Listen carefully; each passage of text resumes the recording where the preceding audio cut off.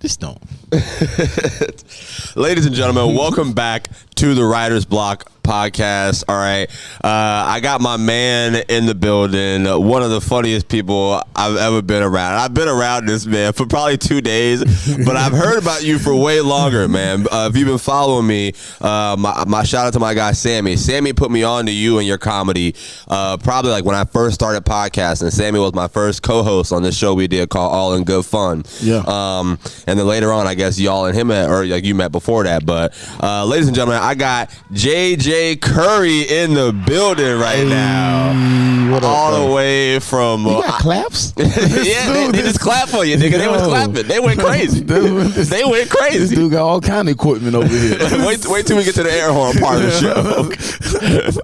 Oh man, wait. So I was gonna say from Tampa, but where are you from? Because I know you moved to Tampa, but you doing comedy and you doing your fucking thing out in Tampa right now and traveling all over the place. Yeah, originally from a small town called Dublin, Georgia. Okay. Yeah, it's near Macon area, like in between Macon and Savannah. Okay, and you start so give me right now we're here at the Comedy Zone, the best comedy club inside a hotel in the world, and JJ is featuring for Brian Simpson here this weekend. So by the time this comes out, you already gone. I'll be gone, but it was a good weekend. I can tell you that. But yeah, so. But first of all, have you played this club before? This is my first time in this club. Well, welcome, nigga. Welcome. Thank you. We glad you graced the stage. Greatly appreciate it. Give me your experience, bro. Tell me how you feeling about Jacksonville Comedy Zone and so far the weekend. It ain't bad. You know what I'm saying? I had a good time. All the shows, I like the fact that like the shows, the people are they're smart enough to understand a lot of the little hidden jewels and the jokes, and I'll be like, okay, we can have some fun. You said hidden Jews and the jokes? Hidden jewels, because I like they have like certain jokes. I have certain jokes that like if you just a little bit smarter than the album, the normal person, you'll be like, that motherfucker funny. Yeah. So like I said, Sammy has been telling me about you and your comedy for a minute because he was thinking about he was telling me he was gonna move down to Tampa for the longest. So I've heard about you before, but I finally got to see your set here for the first time. Man, that shit was funny as hell. Thank you, bro. That shit was funny. You have an interesting cadence too, man. It's like you the way you came out on stage with, "Hey, I'm JJ," and already it's like whatever. What do you think like your comedic style is? Because I haven't seen anything like it before. I don't know. I don't think I tell this to anybody. I don't think I reflect anybody. I think I'm very original. I think I'm very unique. I think my style is like, I come off very calm and very relaxed, but it's still like, I'm the best way to describe, you know how every hood movie there's a smart black kid and then he end up getting shot and he don't make it out the hood? Yes. I'm that kid that made it out. Okay. It's like, yeah, he made it. How did he get out? You picked up all the knowledge he left off. Like, all right, I'm leaving. You learn from his mistakes. Like and that kid, they mama always made him come home at night and they were like, hey, the lights before you better get on before it get dark. I was that kid, but I was just like, all right, cool, bet. Like I hung around the drug dealers. I just didn't do what the drug dealers did. Yeah. Wait, okay, so how old are you, JJ? I'm 32. Okay, 32. 32 April 20th. I'm sorry. Congratulations. Yeah. That's real. That's soon. That's a month. It's like a rough little month away. How old were you when you started comedy? I was 21 going on 22. Okay, damn. Okay, so give me the running. Were you in Georgia or were you somewhere else then? I had just got out of the military, so I was stationed in the Panhandle of Florida. You in the military? Yeah. What branch? Air Force. Okay, because I can read. Hey. I just got out of the military, and then I was working at a nightclub, and they were just like, "Hey, hold up the line," and I was like, "Fine, I don't know what you're doing." No, you're good. I'm just getting my water ready. I'm listening to you. I'm listening to you. They got horns and shit. Go ahead. They were like, do you mind holding up the line for a little bit? So I would just hold people line up, and I'll crack jokes with them so that way they don't feel like they waiting forever. And we was right next to another Comedy Zone at the time. and a comedian that came down there, he was coming downstairs to go to the party. Yeah. And he saw me cracking jokes with these people, and he stood out there and waited. He stood there and watched me for like an hour. Okay, and just cracking jokes, and he was just wait. So where was this line? You were just waiting. I was at the security door. I was right at the security guard, so I was running at the front door. They were like, yo, he know he can do math in his head, so we know he ain't letting nobody under the age of 18. Okay. They were like, yo, you can do math. That is the hardest part. I'm a server, so I gotta ID people. Nigga, I start to sweat when people give me an ID. You gotta figure out what year it is. I'm like, hold on, let me. Okay, bet. But my god, I was it got easier after 2000 because now you can just see. Yeah, you can just see it. Yeah, like, you 20. All right, bet. 1990, like, all right, you instant. You Indian. You got a 19 in this shit. You already good. You good.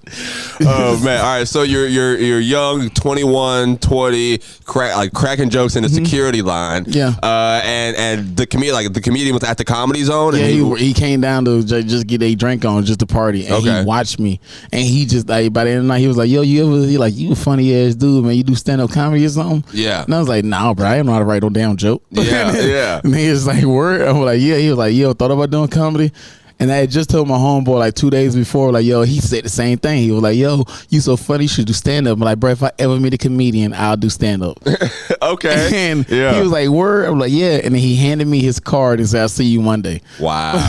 Yo, that's pretty fire though. Yeah. Like I think I was just talking to somebody and I was just saying like I haven't figured out where mine were yet, but like the earliest signs of people of somebody else being like, "Hey, you should do comedy." You know what I mean? Like that. Like if you like that early sign that gets planted, because there's some people who just bump into it. You know, there's some people who you think you do it now, but there was probably something that was earlier on somebody made you get in. It was. I've been told to do stand up comedy since like middle school. Really? Like I remember seeing. So it's been a thing. It's been a recurring.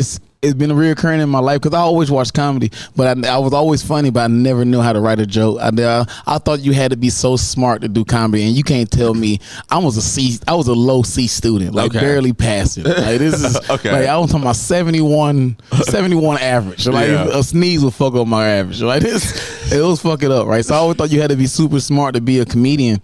And I remember like one time I was talking to this girl, and she's like, "What you gonna do when you get older?" I'm like, "Oh, I'm gonna be a comedian." And she's like, "Yeah, you should." And I was like, bitch, I'm just lying. I'm not the fucking write no joke. You just came up with that. So then years later, I'm doing stand-up comedy. And then she slid in my DMs and said, remember that day you told me you were going to be a stand-up comedian and you say you were just playing? I was like, yeah. I was like, yeah. Like, it was ironic, right? She was like, yeah. Wow. Yeah. That's crazy. Okay, so is this Georgia? Is this Florida? This was when I was still living in Georgia. Like, I lived in Georgia.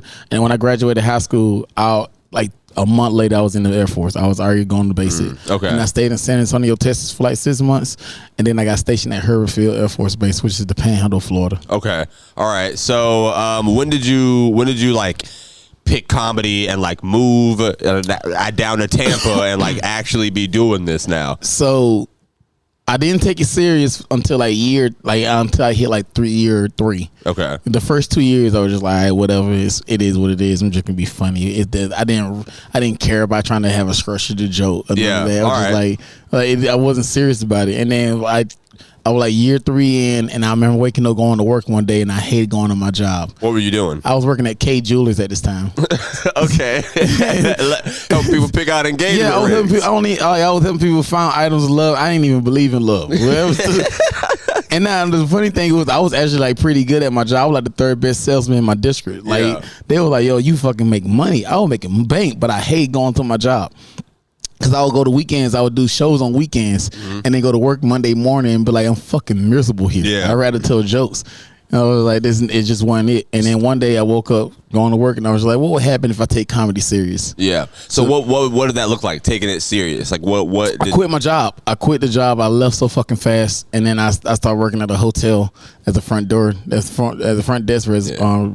person, just so I can get like hookups for going like the travel and stuff. Okay. And then that one I started like going to New Orleans and start doing Birmingham and Montgomery and stuff like that. That's pretty smart. Yeah, so I was like, I can get cheaper stay and I can just start doing shows in those areas. Yeah, I took my first trip last month in February. I went to go do Chocolate Sundays, first impressions over there, and like now that I've I work at tested the water. Huh? You Yeah, tested the water, you like, oh, this is it. No, I did LA and then I did Vegas the next week, and then I've been back here. So then I've been like, nigga, I hate y'all. the day that I got off the plane, nobody picked up my shift at work. So they called me and it was like, you still got to close. And I was like, it brings you back to reality. Like, I think I was doing that. And then for like the next 2 years, I was just like, hey, I'm moving to Tampa. I hear year 4. And I was like, I'm moving to Tampa at the end of the year.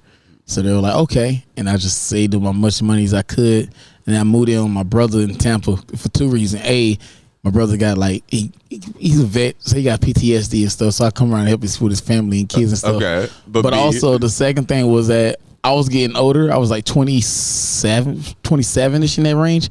And I was like, well, if I get older, my crowd will get older. So I need to be able to talk about kids. And I don't have any kids.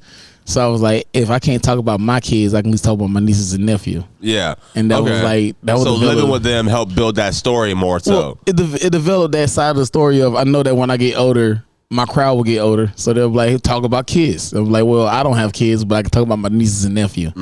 And that way is like it's a way to shift it in. Like, you still have to grow with your comedy. You still can't. I can't tell you dick jokes forever. You know. Yeah, I'm glad that you think that. I don't think I have any. Like I don't think I have any in my comedy right now. I think those have just never been like, they never hit for me. But every time I see them performed in front of a crowd, the crowd is laughing. What do you think about that? Do what? Like dick jokes, just like the crowd be laughing. Look, if you can make people be like, that's hacky, that's stupid, don't do that. I'll be like, hey man, it is hacky, it's stupid, don't do that. But if you get people to laugh, that's your fucking job. Okay, you can't. That's like somebody saying, "Hey man, you a lifeguard. Yeah, this person almost drowned, but you saved them." Like, you gotta do what you gotta do, man. But I'll say that be original, be as original as you can. If you're gonna make a dick joke extremely good to the point where somebody can be like, "That's a pretty good dick joke." You can do a fart joke, make a really good fart joke. You know? Yeah. What do you think is like your favorite lane or like topics in your comedy that you talk about? Because you had a lot of stuff about like your family. Like, hey, first of all, your name, JJ Curry, and there's no way I'm typing your full name in the description. Can't spell that. It's pronounced the way it's spelled though. So you enunciate good enough, you can really spell it out. Tell the people what is your full name. My full name is Jaquavius Jamarcus Curry. Okay, that's a name that should have played football. Yeah, that's what I'm saying. So it sounds like I'm an athlete. I had a running back body, but a lineman speed. It didn't work out the same way. My family, I get told a lot that my family material is probably my strongest, but it's just because my family's so outrageous, and it's like y'all retarded. Yeah. So, I can say that. Yes, you can say whatever you want. Yeah, they need help, but I love them to death. But did you hear that they're saying that retarded is the new hard R? No. You haven't heard that? No, I heard it, but it's not. It's not. Because people are still not hesitant to say retarded. Yeah. You can't be the hard R if somebody ain't really like, I can't. Yeah, whatever. Right, how does your take shit away? Yeah. How does your family feel about your comedy and like the career choice and like things like that now? It's crazy. This is. I told my mama first. I'm like, hey mom, I think I'm gonna take comedy. I think I'm gonna go full time in comedy. And then she said, I think you should. Yeah. I said, why you say it like that? She said, because out of all these years I've known you, you had never said you want to do something. So I kind of want to see what you become. That's pretty funny. That's a legendary response. And my family like, hell yeah. They actually ask me every time I come on, they're like, you wrote a joke about me yet? You wrote a joke about me yet? And I'm like, y'all motherfuckers just greedy. Yeah. They just want attention. Yeah, you want to make my shine about you? Yeah. Go ahead and talk about me. Talk about Uncle TJ. Oh my God, bro. All right, give me some of your hell gigs, bro. Like a bad show or a bad night that you remember in your head. First time I was in Jacksonville.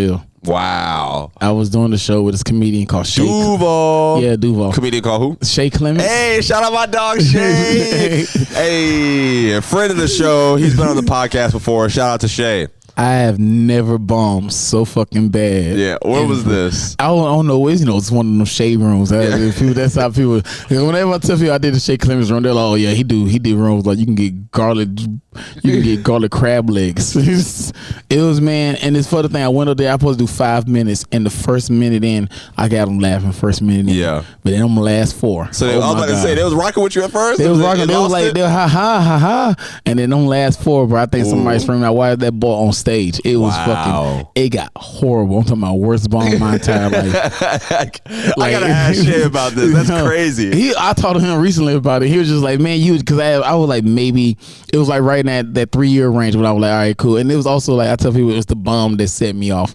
It made me like, it was the first time I ever wanted, like, they all comedians or crazy jokes. They were like, I feel like killing myself after this. I'm like, oh yeah, that was the one. That was the first one that made me be like, I had to drive back to my mama's house, so I'm going back to Dublin from here. Oh wow. And I'm on 95, and I'm just like, you just take a hard right here. You cannot feel this way anymore.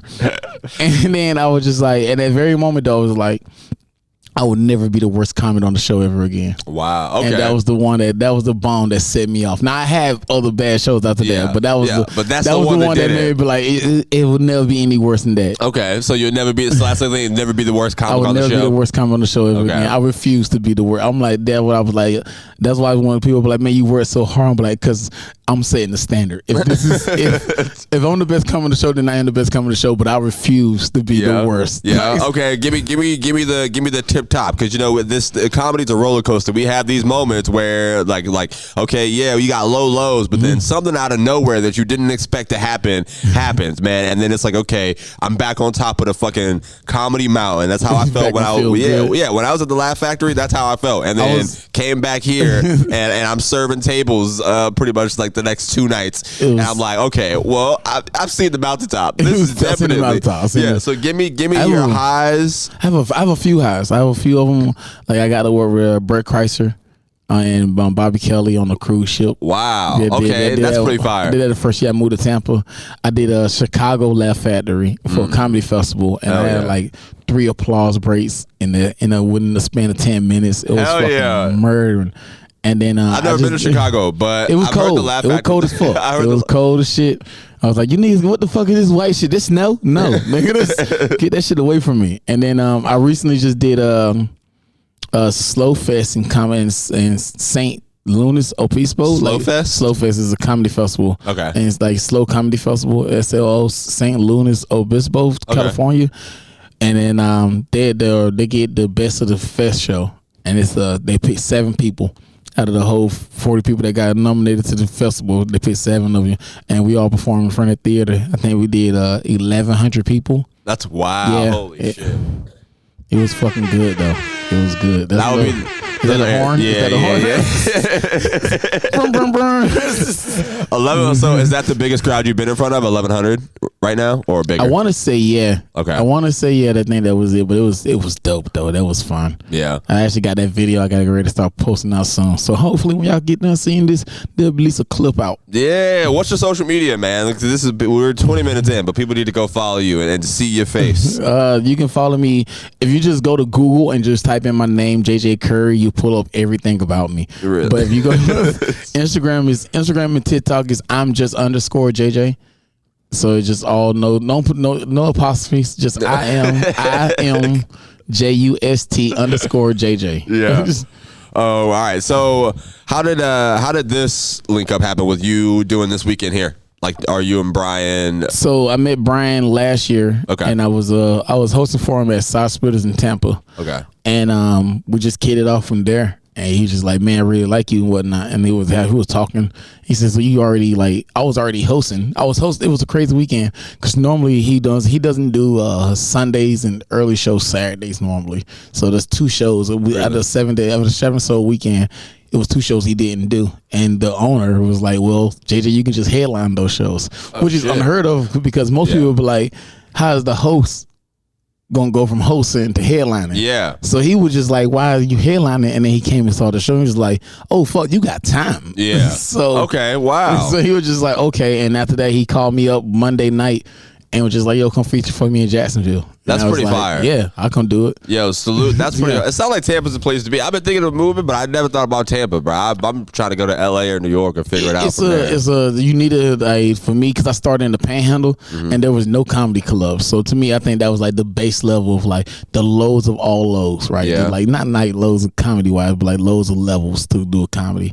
And I think Tampa's a great middle area. So for me, when I moved to Tampa, I already knew how to be funny, but I didn't know how to write jokes as well. Yeah. And I think I learned how to become a better writer in Tampa. So you can get that what Tampa taught me, like how to become a better writer, learn how to actually structure jokes, and I was also able to see more comedians more frequently. Yeah, because I was at Side Splits always there, so I saw so many comedians just coming in and out. That was like I started in Tallahassee, so that's kind of how I was 2 hours. I was 2 hours west. So I started comedy in Tallahassee. Yeah. So we had the oyster bar rooms and the coffee kava places and shit. It's easy in those areas to become a big fish, and when you're only doing a comedy for like 5 years. Yeah, bro, I was doing comedy I felt like I did everything at Tallahassee. Like at that point, the reason I left so early is because I was like, okay, I can't get better at comedy here. And then I found out this place existed, which I've been in Jacksonville my whole life, but I never knew that we had this. Yeah, you know, I was watching comedy on DVDs and TV growing up and stuff like that, but I'd never been to a live show. Same thing with like when I moved to Tampa. It was like I seen comedy, I can watch all these specials, but I never seen it live. Really? And once you see it live, it's a different game. Bro. It's like, oh, this is completely different. This is not what is on TV. Like my cousin tells me all the time, he's like, I can see you do videos, but I'd rather watch you live because some reason seeing you live is completely different. Now that's a real cousin. That's a real fan right there, bro. There are a lot of people who I mean, I guess a lot of people count seeing your comedy on the internet as I've seen your comedy, like as far as today, you know what I mean? Which it's in a different method, but I think like the whole purpose of me putting things online is because I wanted to translate to real life. Like there's nothing like the same energy in like the real life shows. Being in the room, it's like you can feel the vibe of the room. It's like holy crap. It's hard to capture it on the camera. Video. Like it's really hard to like get that same fucking vibe when you're putting it out there, you know. But that's just how I think about it. So you moved to Tampa, and that's when you started like going to other like actual headliner shows. Seeing headliner shows constantly, but it was also because I was poor and I ain't had no money. And the owner would just like you know what, man, I want. He hooked me up a few times. He was just like, come on, and so I was that's like, fire. Yeah. And then eventually he was just like you're already here, and somebody just built out of the show, come do some time. And then eventually we're just like, fuck, this kid got a lot of time. Yeah. Let me just give him more work. Okay. so honestly, that relationship is fucking beautiful. Like having that relationship, being in that connection. That club. I think everybody need a home club. If you don't have a home club, it's gonna be a hard comedy career. Yeah. Shout out to Comedy Zone Jackson here, nigga. Like I think this place helped me elevate my comedy a lot more than because before I came here, I was still just going around doing the open mics. But I started coming here watching these people, and I'm like, oh, this is different. Yeah. This is a different level of things. You start paying attention to the difference between there's always a difference between. Even now, like now that I'm doing more, I did a couple theaters. Like a theater show is different from a club show. A club show is different from a bar show, and a bar show is different from open mic. Got to be able to understand the difference. Yeah. We had a lot of bar shows. I know. Jacksonville, Florida, bro, is bar shows, and then like this is the only comedy club right now because the other one closed down, I think during COVID. The one on Beach Boulevard. So I don't know, just coming here, but like there's also even like slow seasons here where sometimes we don't get the best or biggest names. So I go to the theater and I watch a show like the Florida Theater here, and then I'm like, this is a whole other fucking level. Yeah. Like I've never performed in a theater before, but I've seen like I watched Dion Cole there, Tom Segura there, good ones. Bro, like and Bill Burr Kevin Hart was at the arena, like not even like so. I want to see myself. I went to Kevin Hart at the arena.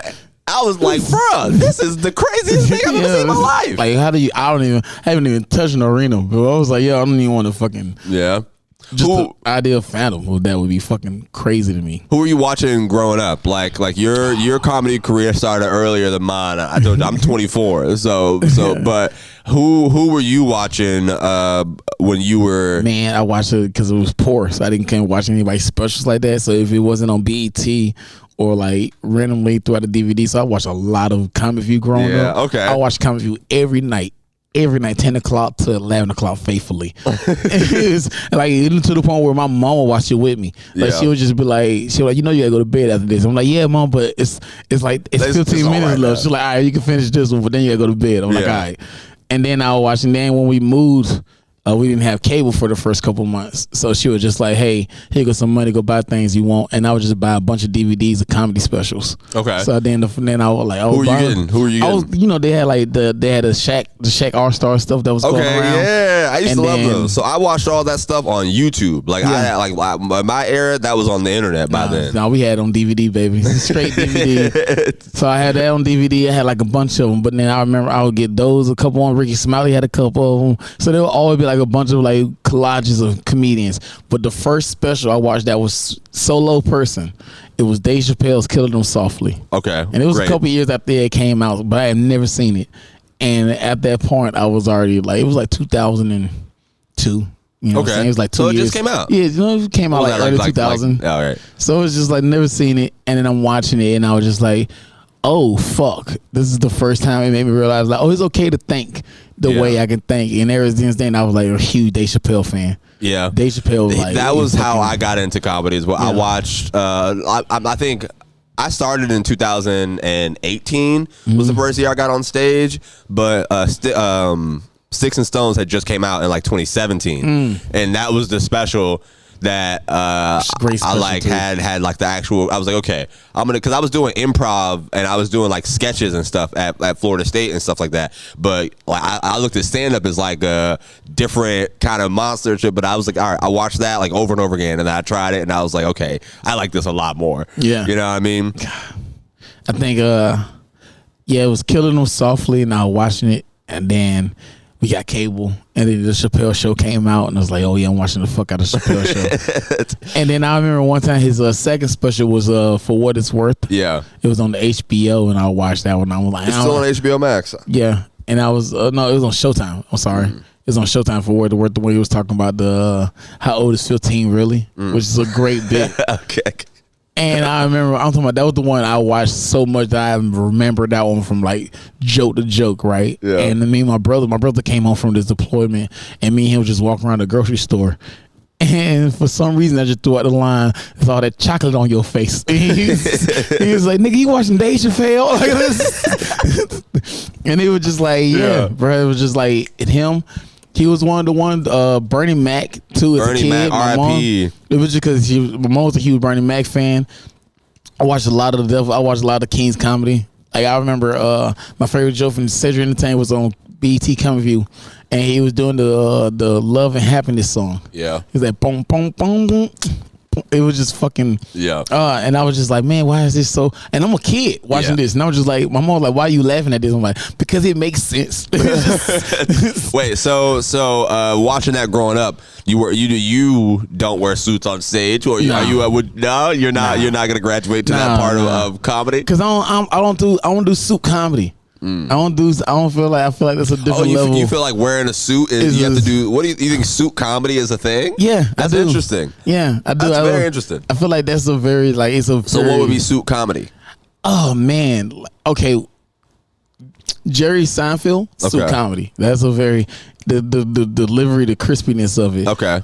I think the earlier days, the '90s comics used to wear suits, but it was just because that was just what was popular. Yeah. All right. I feel like suit comedy is like either you over outrageous, or you're like very clean and crisp with your delivery. Okay. Like John Mulaney Yeah. and stuff like Yeah. that, and like how they're doing now. Yeah. All right. That's I'm interesting. not that though. Yeah. I'm more like down to earth. So you're gonna always see me in like a t-shirt Yeah. and some jeans. I never really thought about the fit as being part of the comedy. That's that's my first time hearing that. Yeah. I don't think my jokes would land the same way if you would have saw me in a suit. Okay. And it's like there's no way. And I was like, no, this doesn't. It made like it was just like, all right, no. Yeah. So what are you working on now? Like, what's your next step? You have headliner time. You're doing feature sets right now. Mm-hmm. What are you still like? What's your next level of the grind currently? Oh, it's so horrible. I think I'm at the worst part of comedy. Really? Yeah. What it's what the part?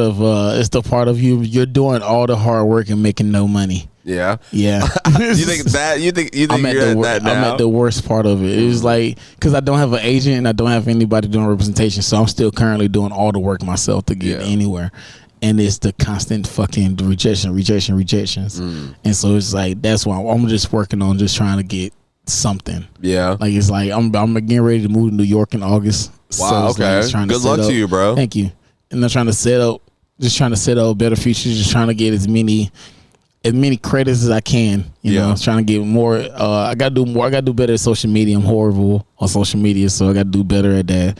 And it's just a constant working on myself to get into a better position, to the point where I don't have to do this no more, and I can just tell jokes. I can't wait for that day. I can just tell jokes and like, here goes a bunch of videos. Y'all clip it out, do what the fuck I want to do. So that's the next thing that you just got to put videos out. You think, and that will help. At least get an agent. Yeah, somebody that fucking take care of. Like, I'll give you 10% if you can give me 10% more work. Yeah. I've like just sitting in the back. Like, obviously, I talk to the people who run things here, and they always talk about agents and stuff. I don't feel like I'm at that level yet where I'm even ready enough to take that extra leap of it. Yeah. You know, I just want to get I started taking like writing classes for TV writing and like scripts and stuff, and then I started doing acting classes and shit. I'm just trying to expand everything I can do, and then I'll get an agent to be like, all right, I need to start doing those things. I think you would be great at it. I think you would be amazing at it, bro. Acting, fucking, like, thinking, writing there. I think you would be really good at it. I got into like script writing because I can read some couple. It's the hardest thing I've ever done, bro. I suck at it right now. I think I'm doing the worst in the class. It's only 2 books I ever bought in the last 10 years, and both of them involve like script writing. Yeah. So, okay. You didn't buy Harry Potter. I can watch the movie. Ain't no movie telling me how to fucking write a script. So I got into that, and I understand like concept of like certain characters, sitcom writing and stuff like that. So that was the only thing I have learned in over the years, but I haven't really put forth the effort to actually trying to apply it. Yeah. So it's just like I always constantly think about things, but I never like apply the force to it. Yeah. I need to figure that out. I'm in a class right now from this guy who writes for HBO and stuff like that, and I need to apply myself better, focus on it. But I think it's because I'm so new to it that I feel like I suck and I'm not doing enough. I'm dyslexic, so I always feel like I don't want nobody to read my work and be like, what is he trying to say? Like, it just so that's like another fear of mine. It's like I'm knocking over shit. That was crazy. Yeah, it's a constant fear of me that like I'm constantly all the time not being understood. Yeah, not being understood. But I know what I'm saying. I just don't know how to say it. Yeah. I just feel like a child. Like they're gonna need a JJ translator when they get put a little bouncing ball on there. Oh my god, man. Okay, so you feel like you're at the worst part of college. How much like do you think that you being in for like what 12 years now, 10 years now? I'm not good at math. It's fine. I'm not good at reading. You know what? I got you. We'll help each other out. We're gonna grow. Got you. I forgot what I was about to say. Damn. You said worst part of career. Oh yeah, you think this is the worst part of comedy right now? How much like when you're moving to New York in August. So are you gonna move to New York with like, the same? Oh, the same grind, same hustle. Yeah. Same thing. Nothing gonna change. But it's also like I have to personally, I have to get better at doing the things I'm weak at, and that's like networking, talking to people, reaching out to actual people that can reaching out. Actually using. Because I don't want to feel like I don't want to feel like a mooch. I don't want to feel like I just use people. Yeah. So and that's not the way this game works. This game is literally it's who you know and how can they help you. Yeah. And I'm worse at it. Like I may know a lot of people, but I refuse it. For some reason, I'm just terrible. It always feels weird. It just at first it felt weird. Now I still feel weird, but I don't care. I'll send the message. Yeah. I'll send the message with butterflies in my stomach. You got me beat. You got me beat. You 100% got me beat. That aspect of you alone will always give you one step ahead of me because I can't do that. I just cannot do that. And I think you'll get there. Yeah, bro. I need like to. You said, there's people who want to help you. Like there's people who see you and gravitate towards the kind of person that you are. Like if you go to New York, there's gonna be people who see you doing your thing and like, I got something for this. Let me help this dude. Even if you don't want it, like they're like even I feel like even what we lack. I'm saying even what we lack, there's people out there who their strength is giving out shit like that. You know what I mean? It's just about being there when they there and it lining up. And being ready when you ready. Like I'm always like I'm always keeping a high. In the words of Shay Clemens, always keep a high five on me. You never know. Shout out to my dog Shay, bro. Yeah, that's what I think. I hate when I get opportunities and I have to get ready. I would love to already be that, but I still, man, there's so much that I got to get better at before I'm ready to go bigger with everything that's going on. This ain't a bad podcast, bro. I'm gonna give you that. Some people have stupid questions, and I'd be like, I don't want to do this no more. Thank you. Why'd you say it like that? I don't know, bro, because I just get these a lot. He looked gonna get on a podcast, just help you out. I'm like, all right. He looked at me like when you beefing with somebody, but then that one day you be like, you know what, you all right, nigga. Yeah. Yeah, probably because I wasn't saying much the other day when we went to go get food. It was quiet. I was like, when Brian said that you, like you got in trouble a lot. For context, I'm burping and shit. For context, Thursday night was the early show, so we all went to Ale House after, and that was the first day. It's the first day I'd be around people like Brian Simpson. Shout out to him. He first day I'd be around people. I just like to chill, bro. I don't be saying too much. You know, there's someone there who was doing all the talking anyway. He was doing a great job at that. Yeah, so I was like, I'm gonna let this nigga talk. You know, not a nigga. He wasn't even black. He was white. I get where you coming from. Yeah. Another reason why I was quiet was because he didn't wash his hands all night. I saw him pick his nose like twice, and then when I said something, when I said my age, we were talking about our age, he was like, "Oh, you got a long way to go, buddy," and slapped my back. So I was like, "Nigga, that's the Jeremy hand." You put a book on my shoulder. Yeah, that's it. And I found that highly disrespect. That's one of the reasons that I stopped talking. If I say something, I'm gonna tell this motherfucker to wipe this book off my back. I didn't say anything at the table. That's one of the reasons I was quiet. Fucking funny. I was mad. I was so mad. I got so happy when he went to the bathroom, but I was like, he still probably ain't washed his hands. He came by dry as shit. You can't leave the bathroom. You walk out of the bathroom with some dry ass hands, you deserve to get slapped. Oh my God, man.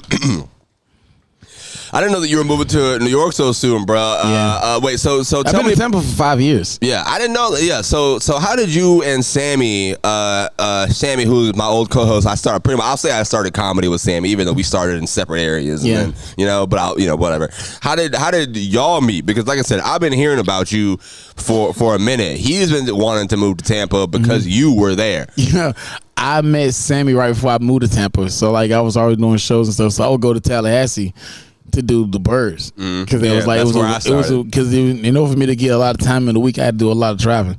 So it was like I think the closest open mic to me from where I lived at that time was an hour away, and it was in Pensacola. So it was like, all right, if I had to drive 2 hours on Wednesday to go to do Tallahassee, so I was gonna do that. I would do Panama City. So I was already in that rush of going. I was going to Montgomery at the time. I was doing New Orleans. I would go to Birmingham. So this is all within Alabama. Yeah, shit like that. So I was all in this span of like me already used to like driving within this 5 hour radius just to do shows, and I just ran. What kind of car were you driving? I was a Honda Accord, reliable, and durable. Oh, I still got a Honda. I still got a Honda Accord to this day. Okay. Like I'm gonna always have a Honda Accord. That is something Honda gonna fuck around and sponsor me. When they be like, yo, this. Even when I make it big, I don't give a fuck. They gonna be like, oh, look at all my good shit. What's that in the corner? That's my Honda. That's the Honda. That bitch still be riding around everywhere. Okay, y'all treat my even if and it gonna be an old one. Like my Honda Accord. No, people like, why won't you get a new car? Like that bitch like a $2 whore. You know what I'm saying? Like she ugly as fuck, but she get the job done. Like, okay. I've driven all kinds of cars to out of town. I've driven friends' cars. I've driven Hinge dates cars to go to a show out of town. Let me go talk to you real quick, baby.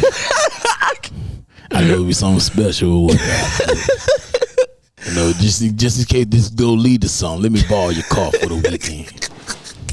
Stupid. Oh my God, bro. So I met him at an open mic. Yeah, and, Sammy. Yeah. Right. Okay. I met him at an open mic, and we did a couple of shows throughout the area and stuff like that. And he always used to be like, I remember the first time I met him, he was just like, man, you so fucking funny. I thought I was funny, and then I met you, and I was like, I'm not funny. Yo, I'm not funny. That's a fire compliment. It was like that, and then I met Ted Johnson. Yeah, I know. That's another dude. That's another one of my buddies, man. Yeah. I met him, and me and him. I always meet anybody I meet creatively is the people I always have the most creative. Like I always keep them in my life. Like Tech. We're doing the Bird together, and I was there for open mic. Okay, and it was my first time there, and he had went up right before me, And he went over, he did a good job. He fucking murdered. And I went right after him. And he was outside. And this is his exact words. He was like, I'm outside smoking my cigarette. I ain't smoking my cigarette thinking, I just did a good job. Who gonna follow that? And I just hear a roar of fucking laughs come out. And I turn around and this motherfucker on stage. And like, who the fuck is this nigga? Yeah. I was just about to ask how you feel about that. How do you feel about like when somebody before you is doing very like real good? I get fucking hype. Like I want it. Okay. I get so anxious. I'm like, let's do this. Like, I love when people do good. Okay. It's crap. The show is going. The better the show is, the more fucking energy I'm boosting, ready to fucking go. That's a very good attitude to have. I don't feel like, I hate people like, oh man, you doing good on a bum. Like, fuck you, nigga. Let's go. Like, but this is, to me, it's like, this is the fucking. So first impressions, like for Chocolate Sunday, that's how that felt, bro. Like I was anxious and I was nervous in my stomach the whole, because I was the last one on the first impression showcase. So they had 4 people, and they told me to line up. They're like, all right, Bobby, you're going last. So I was like, fuck.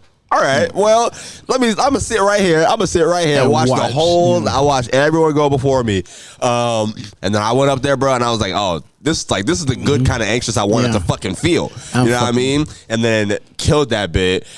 Got off stage, and I'm like hype as shit, bro. I'm like, that was crazy. I'm balls to the wall, baby. And then I'm like that even when it's worse. Yeah. I'm like, if everybody go up before me and bomb, I'm still hype. I'm like, hell yeah, let's shake it. Let's fucking break you loose. Like I enjoy being on stage so fucking much that it's just to be like, yeah. Like it's exciting to me with knowing that I'm finna literally walk on this stage. Yeah, would you say like is the biggest name, quote unquote? I guess big is relative that you've like been on a show with. Of course, Brian one, Roy Wood Jr. Wow, you got to work with Roy Wood Jr.? Yeah, bro. Roy Wood Jr. helped change my life. Roy Wood Jr. changed my life too. He don't know it though, dude. he don't really, dude. I remember he gave me his number and he was like, called me, hit me up, and I was like, last year I was like, hey man, I'm thinking about just gonna do. He like, you going to New York anytime soon? Like, coming to visit. I'm thinking I'm gonna do this whole spend some time in Florida and come back in New York and stay. Yeah. And he was like, motherfucker, don't waste our time. I was like, what? He said, either you come up here and stay completely or don't even do it. And I was just like, fuck, nigga, guess I'm moving to New York. Wow. Like, it's just, okay. Yeah, that nigga changed my whole. I'm still trying to figure out if I'm going to go to LA or New York. I haven't been to New York yet. Like, I've never met Roy, by the way. I was What? Yeah, he's never met me. I've never met him, but he followed me on Twitter.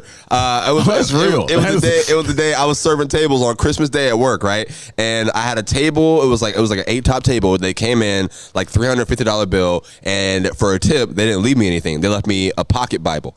Like, the dude gave me literally a pocket Bible and said, hey, this will help you more than money. Right? Shit, me. So I think it's funny. Everybody in the restaurant's pissed. My manager's going off. I work in a fancy restaurant. White people, they mad. They you post a tip. Yeah. So they're furious, right? I'm a comedian. I think the shit funny, right? I put it on my Twitter account because I'm laughing at it, right? Roy Wood Jr. retweets the shit. He didn't follow me at the time. Somehow it hit his TL. He retweets it. After he retweets it, bro, so many people just started donating to my Cash App and my Venmo. Shut the fuck up. Like, fuck those, like, that's not real Christianity. We're blah, blah, blah, blah, blah. Like, and bro, that's how we got the camera, nigga. That's stupid. Roy Wood we in 4K. This nigga, Roy Wood Jr. tweet got you this camera. We in 4K thanks to Roy Wood Jr. I was filming on the front camera of an iPad, JJ. Oh my God. I kid you not, bro. God, thank you, Roy. I was filming on an iPad. That's a shout out. You better clip that. And post it. It was like, Roy Wood Jr. got me this camera. Absolutely. I will. I'm going to put yours in there, too. That's pretty fire, though. I never met him to this day. I still never met him, but he changed my life. Thank you, Roy. God damn. He's one of the funniest comedians I've ever seen. He's so fucking funny, bro. I used to watch This Is Not Happening. Dude, so many great stories in that bitch, bro. Yeah, all right. I'm gonna fucking do. He was cool. Ari Shaffir was cool. Ari was here at the Comedy Club not too long ago. He's just a comedian. He just loved being a comic. Miss Pat. Miss Pat. I love her show, Miss Pat show. Damon Wayne Jr. Not Damon Wayne Jr. Damon Wayne's the original, the father. Yeah. Okay, fucking cool. You have to work with him. Yeah, that's pretty fire, dude. It's been a few people. His son was here. Damon Wayans Jr. was here. We'll talk about that after the stage. Oh, okay. I had an opportunity. It was either Brian Simpson this weekend or Damon Wayne Jr. this weekend, so I had a choice. Wow. Between the two. Okay. Honestly, I picked Bryant. Yeah, I see what you did. Yeah. I got to work like why I loved LA so much, bro. After I got off stage, I really didn't give a fuck about me no more because I didn't know who was going to be on the show after me, like the Real Chocolate Sunday show. Tony Baker walked in the door right after I got off stage, bro. Work with him too. Yeah, God bro, damn, that's fire, bro. Yeah. I love Tony Baker. And then Donnell Rollins was the headliner that day. So nice. so I fucking need to fucking do a Chocolate Sunday. bro. I'll send you the email. It's like a 3-year wait list kind of thing, but there's ways to get around it. All right, you know, cool. we'll talk. We'll talk. So networking. what do you? All right. So you are moving to New York soon. What do you have left to you feel like you have to do or you want to do like right now in this season before you really take that next step? What are you missing? What haven't you got? Or maybe you've done it before, but you want to do it right. Actually, I was just in the mood of trying to knock out clubs I've been wanting to get in for the last couple years. So this is one of them. Congratulations. Hey, the starting off. I was like, there's clubs that I haven't got into this year. I haven't gotten into since I've been living down here that I've been wanting to get in. I was like, I need to get in them. So I'm actually doing this one, and I'm finally getting the main stage at Stardome next week on April 5th. Wow! So I finally got that one. Yeah. Bro. So it's just me like closing out all the little chapters and shit in my life, and like checklist. Yeah, the checklist. And like there's a few of them. Do you have like a vision board, or you just do it in your brain? I just do it all in my brain because I'm a visual person. Because I see a vision board, I feel like there's a lot of words I got to put in there. I just take pictures. Yeah, the dyslexia kind of fucked me up. All right. Man, plus I ain't got that kind of space. I ain't got a wall. I ain't got a wall dedicated to just for visions. You can't have that. You can't have visions in a black household. I'm putting all this shit on this wall. People gonna see it as a marker. The kids use it as an art and craft. I can't be fucking got a fucked up ass giraffes. Oh man, JJ, you have been an amazing guest, bro. Thank you, bro. Thank you for coming to do this podcast. Man, thank you for inviting me, bro. This is great. Is there anything else that you want to say to the people? Anything else that you want to promote? People can look out for you. Just follow my social media. I try to post as much as I can. If I get my money back up, right, I can finally get my website back up. So if y'all want to send stuff to my Venmo and Cash App, please need Rollwood Jr. to tweet me. Shit, outside of that though, thank you guys so much, and please keep the lookout. Yeah, JJ Curry, ladies and gentlemen. All right, if you don't know, now you know. You're gonna hear the name real fucking soon. Good luck to you in New York, brother. Good luck to you in Tampa. You know what I mean, as well. I know you're about to go do your thing as well. This has been the Writer's Block Podcast, and we gone. Until next time. Peace.